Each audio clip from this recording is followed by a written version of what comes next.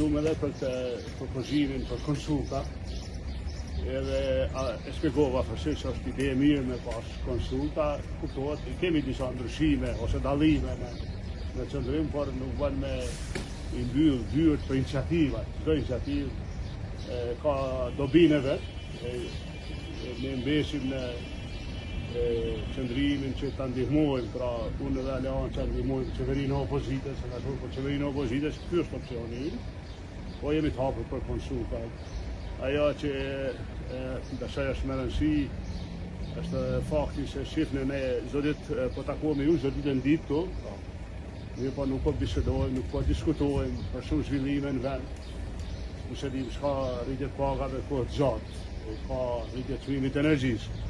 Kemi vështirësinë për prodhuesve kanë problem me çmimin e energjisë.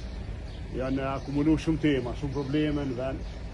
Edhe është e dhimbshme pra që krejta jeta jonë tani sikur se shihni është orientuar te to diskutimet kur s'ka voni. Tani do të më uktyn punë.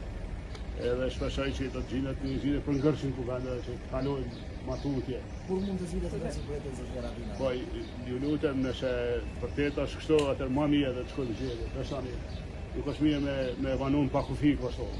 A janë diku të takoj pas zoti Kasniçi sa tash është i gatshëm për çfarë të takojë? Ju tregova që unë më falni harrova me thonë që unë komunikoj edhe me membrin Kasniçin rregullisht, me PDK-n, me LDK-n. Në hondajnë këtu komunikoj me gjithë, me deputet, pra pa atje në bitena që i pa që i flasin një të gjitha partive. Kur do që kanë në një kërkesh për takim, asisë për teme tani e mushive kohorën një më parë.